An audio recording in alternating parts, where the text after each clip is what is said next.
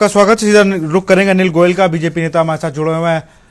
अनिल जी, जवाब दीजिए भाई। समाजवादी पार्टी ने बड़े गंभीर आरोप लगाए आप पे, डग्गा मार बसों को लेकर बात कही और कहा कि पूरे प्रदेश में भ्रष्टाचार का केंद्र बिंदु बना है परिवहन विभाग। विशाल जी, मेरे भाई अभी जो कहा है वो निश्चित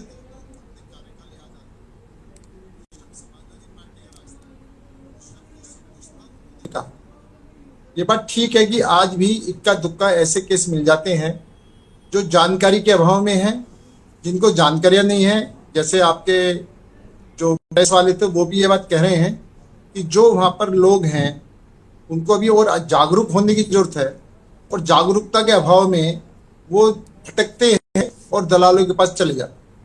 जागरूकता के अभाव में, कागजों की कमी के चक्कर में कोई ना कोई कागज कम होता है, वो पूरा करने के बजाय दलालों के पास जाके उसको काम करवाने। अनिल जी अभिनव आऊंगा आपके पास ना। पूरा समय दिया था, बात पूरी होने दो भाई। पहले बात तो पूरी होने दो, पहले उनकी बात पूरी हो तो फिर आऊंगा आपके पास। ना ये गलत है। आप बोलना मेरी बात पूरी होने के बाद, मेरी बात पूरी होने के बाद आप बोलना, मैं आपकी बात का जवाब दूंगा। अरे अभिनव भाई, थोड़ा धैर्य रखो भाई। आऊंगा आपके पास, आऊंगा आपके पास। अभिनव जी, मैं कह रहा हूं मैं आ रहा हूं आपके पास। पहले उनकी बात पूरी होने दीजिए भाई। चर्चा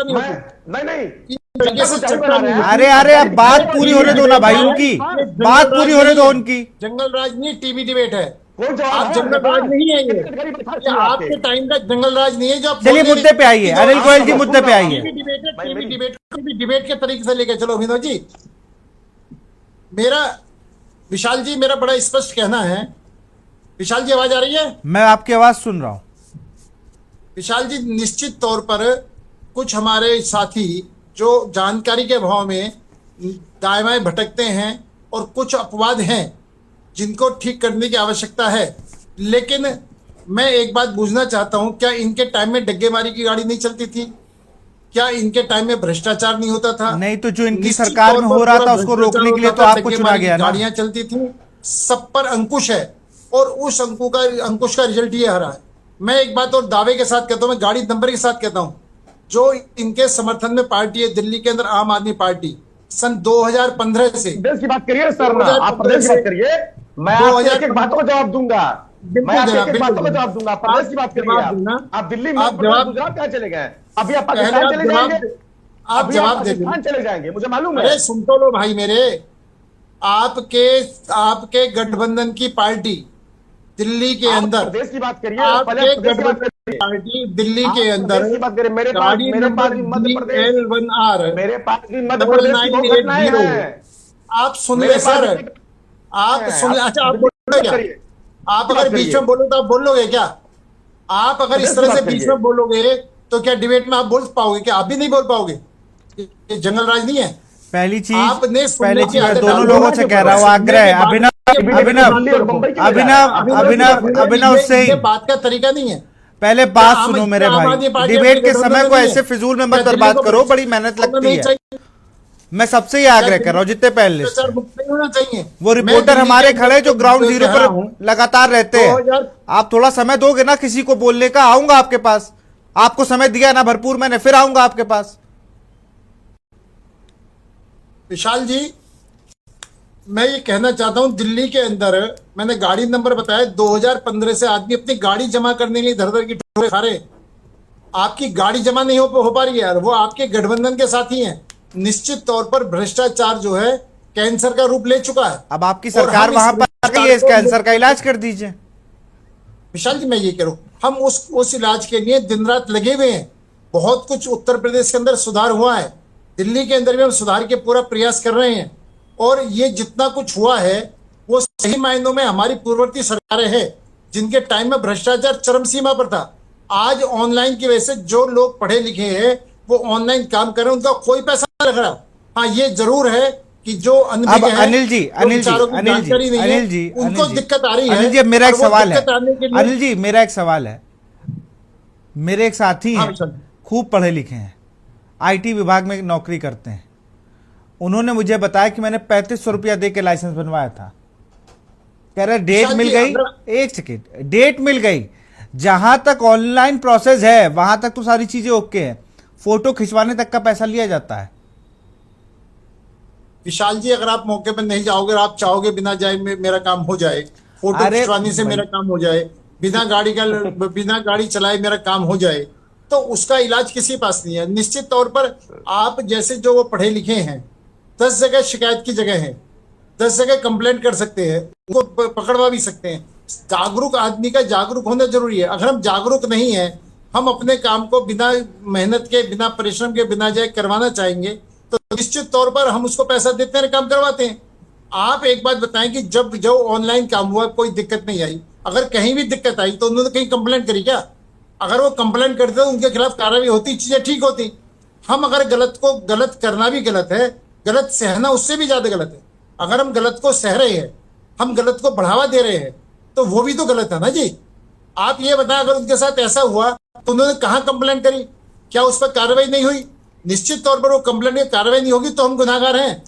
अनिल जी, आप अगर अनिल जी, complaint अनिल नहीं जी, करेंगे, अनिल जी, तो उसके लिए हम अरे गुनाहगार सुनिए, क्यों होंगे सुनिए जी? भाई साहब सुनिए, मैं आपको बताऊं, आपको क्या लगता है इस पूरे देश में कितनी कंप्लेन होती होंगी?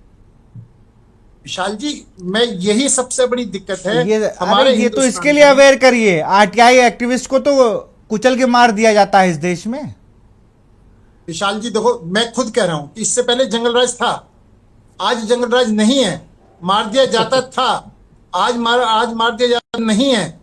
और जब जिस तरीके से हम जागरूकता अभियान चलाएंगे, लोगों को जगाएंगे, लोगों को जागरूक करेंगे, और आप ये देखेंगे भ्रष्टाचार धीरे धीरे कम होता है। मेरा एक सवाल है, आरटीओ विभाग में विधायक, सांसद, मेयर, नगर पालिका अध्यक्ष, इस तरीके के जो भी लोग होंगे, वो कभी छापा क्यों नहीं मारते?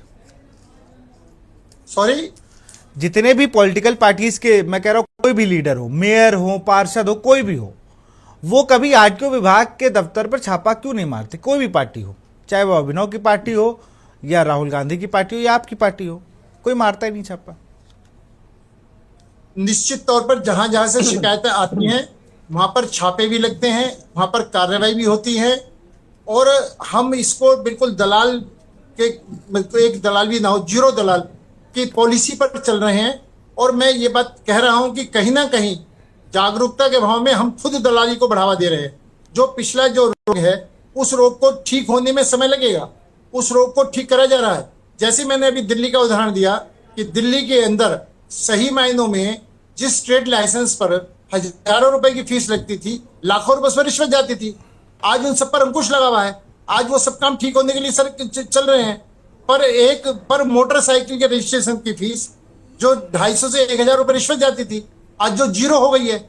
आप ये निश्चित तौर पर, ये मैं बिल्कुल करप्शन था, पूरी तरीके से करप्शन था, और मैं तो टिप्स पे आपको जानकारी दे सकता हूँ। लेकिन हम इस पर पूरी तरीके से काम कर रहे हैं, भ्रष्टाचार पर लगाम लगा रहे हैं, और जहां जहां जागरूकता आ रही है वहां भ्रष्टाचार नहीं हो रहा। जहां जहां जागरूकता का अभाव है, लोगों को जागरूक करके हम भ्रष्टाचार मुक्त उत्तर प्रदेश बनाएंगे, भ्रष्टाचार मुक्त भारत बनाएंगे। हम भ्रष्टाचार मुक्त के ऊपर कर संकल्प हैं। हमारा पहला नारा है कि भ्रष्टाचार मुक्त चाहिए, हम भ्रष्टाचार मुक्ति करेंगे। हम देश के लिए काम कर रहे हैं, हम परिवार के लिए काम नहीं कर रहे। हम परिवार को बचाने के लिए काम नहीं कर रहे, हम देश को बचाने के लिए काम कर रहे हैं। और यही हमें और दूसरी पार्टियों के अंदर अंतर है कि वो एक पार्टी परिवार को बचा करके एक प्राइवेट लिमिटेड फर्म के रूप में काम करना चाहते हैं। हम देश की जनता को बचाना चाहते हैं, देश की जनता को आगे बढ़ाना चाहते हैं, देश को आगे बढ़ाना चाहते हैं। उसके लिए हम काम कर रहे हैं और हम संघर्ष कर रहे हैं। हमारा संघर्ष जारी रहेगा और निश्चित तौर पर सफलता। चलिए अब जवाब ले लेते हैं, अभिनव जवाब ले लेते हैं, अभिनव जवाब ले लेते हैं, अभिनव जवाब ले लेते हैं। अरे अब जवाब भी तो लेने तो भाई, 4 बार खुद ही बोले हो जवाब है या नहीं, अब जवाब लेने तो दो। आप हिंदू मुस्लिम मत करिए। अरे विषय आ गया, तो जवाब दे दूं। इसमें हिंदू मुस्लिम आप कर रहे हो, मैंने तो हिंदू मुस्लिम की चर्चा ही नहीं करी भाई मेरे। मैं तो हिंदू मुस्लिम की बात ही नहीं कर रहा। चलिए जल्दी से अपनी बात को पूरा करें। मैं सिर्फ आपसे एक बात कह रहा हूं भाई, ना तो आप राजनीति से इस्तीफा दो, आप सिर्फ अपनी गलती स्वीकार कर लेना। मैं समाजवादी पार्टी के टाइम के हजारों घपले, हजारों रिश्वत की सरकार में आपको दे सकता हूं।